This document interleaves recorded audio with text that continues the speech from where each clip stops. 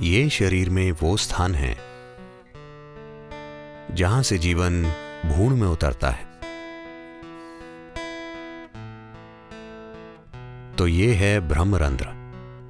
अगर भौतिक से परे के आयाम सतत एक लगातार सक्रिय प्रक्रिया बन जाते हैं, आप में से कुछ ने शायद अपनी शांभवी में यह महसूस किया होगा कि आपके सिर पर एक एंटेना आ गया है जो आपको जीवन का एक विशेष नजरिया दे रहा है।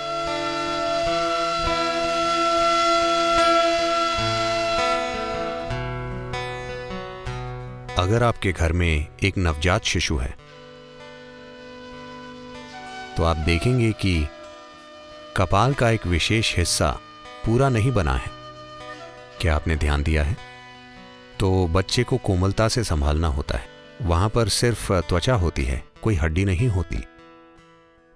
तो यौगिक शब्दावली में इस भाग को ब्रह्मरंध्र कहते हैं।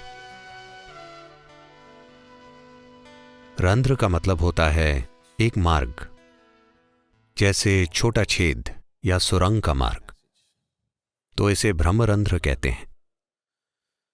तो ये शरीर में वो स्थान है जहां से जीवन भ्रूण में उतरता है। क्योंकि जीवन भ्रूण में आ गया है और जीवन अपने विकल्पों को खुला रखता है, यानी क्या ये शरीर उसे कायम रखने में सक्षम है या नहीं, तो जीवन विकल्प खुले रखता है। जीवन प्रक्रिया में इतनी जागरूकता होती है तो ये आखिरी मिनट तक उस चौर दरवाजे को खुला रखता है। वो इसे खुला रखना चाहता है। अगर वो अपने अस्तित्व के लिए उस शरीर को उपयोगी नहीं पाता तो वो शरीर को छोड़ देगा और ये शरीर के किसी दूसरे मार्ग से नहीं जाना चाहता। ये वहीं से जाना चाहता है जहां से आया था। एक अच्छा मेहमान हमेशा सामने के दरवाजे से अंदर आता है और सामने के दरवाजे से बाहर जाता है।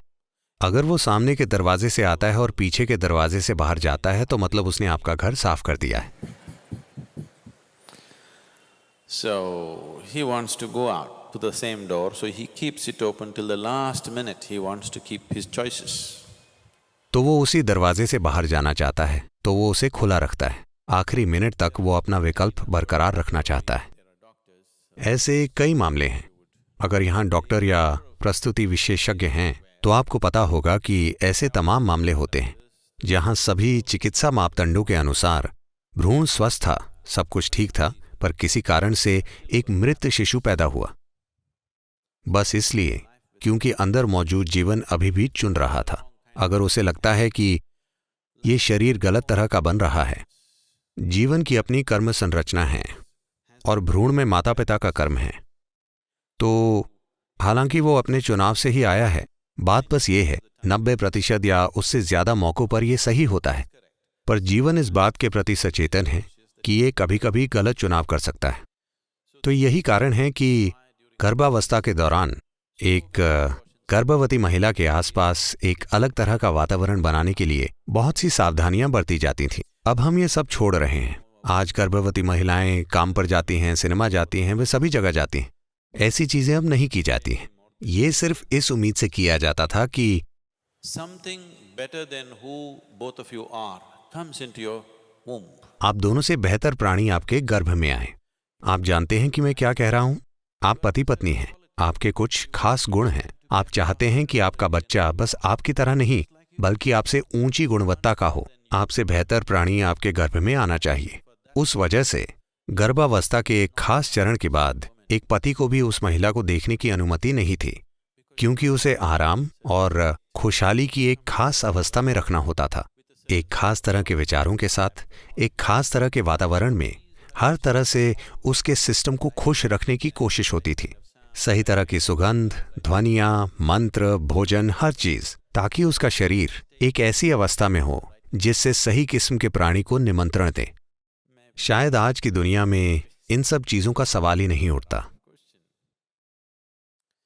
तो अगर कोई प्राणी इस खास भ्रूण में प्रवेश करता है और उसके शिशु बनने के दौरान उसे उपयुक्त नहीं पाता तो वो चला जाता है। इसलिए एक द्वार खुला रखा जाता है।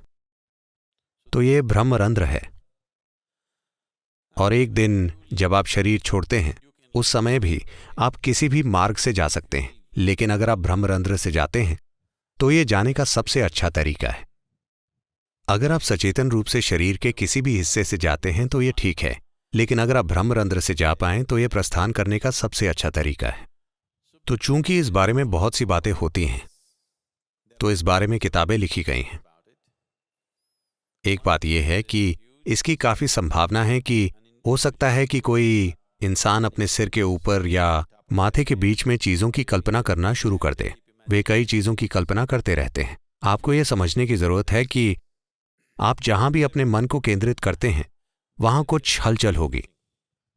अगर आप चाहें तो अभी आजमा सकते हैं। अपनी छोटी उंगली को ऐसे रखें और इसकी नोक पर ध्यान केंद्रित करें। आप देखेंगे कि 1 मिनट के भीतर वहां कुछ हलचल होगी। शरीर के किसी भी हिस्से पर अगर आप अपना ध्यान केंद्रित करते हैं तो आप कुछ हलचल पर गौर करेंगे। तो इसे आपके भीतर हो रही किसी महान प्रक्रिया के रूप में गलत नहीं समझा जाना चाहिए। बेशक थोड़ी शारीरिक हलचल यहां वहां होती रहती है। कभी कभी ऐसा आपके साथ होता है। आप सो रहे होते हैं, शरीर का कोई हिस्सा थोड़ा सा हिलता डुलता है और ये और वो। खासकर अगर आप बहुत नर्वस हों तो ऐसा आपके साथ अक्सर हो सकता है। अगर आप सहज हैं तो शायद ऐसा ना हो। अगर आप थोड़े तनाव या दबाव में हैं तो ये आपके विभिन्न अंगों में हो सकता है, तो उसे भी गलत लेने की जरूरत नहीं है। मुझे नहीं पता कि मुझे ये कहना चाहिए या नहीं, क्योंकि अगर मैं ये कहता हूं तो आप हर तरह की चीजों की कल्पना करना शुरू कर देंगे।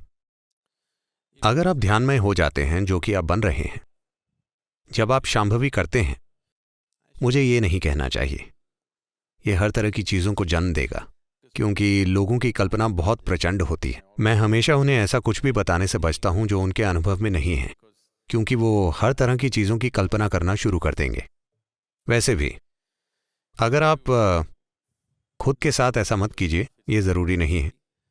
अगर मैं अपना हाथ अपने ब्रह्मरंध्र के ऊपर रखता हूं, यहां तक कि 4 फीट ऊपर तक भी अगर आप इसे रखते हैं, तो आप अपने हाथ में एक स्पष्ट भाव महसूस करेंगे जो हमेशा एक 8 के आकार में होगा। अगर आप अपनी ऊर्जाओं को एक खास तरीके से रखते हैं तो ऐसा हमेशा होगा। ऐसा हर इंसान के साथ हो सकता है, लेकिन यह भीतर होता है, यह शरीर से आगे नहीं बढ़ता, क्योंकि सिस्टम में मौजूद 114 चक्रों में से अंतिम 2 चक्र शरीर के बाहर हैं।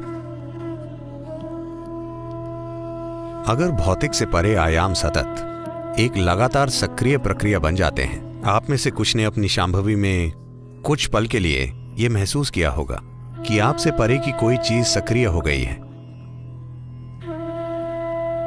तो अगर आपकी भौतिकता से परे एक आयाम आपके भीतर एक निरंतर सक्रिय प्रक्रिया बन जाता है, तब कुछ समय बाद ये 2 चक्र जो निष्क्रिय और शरीर से बाहर होते हैं, वे सक्रिय हो जाते हैं। अगर वे सक्रिय हो जाते हैं तो मतलब आपके सिर पर एक एंटेना हो जाता है। आपने पुलिस एंटेना देखा है? आपको अपने सिर पर एक एंटेना मिल जाता है जो आपको जीवन का एक खास नजरिया देता है।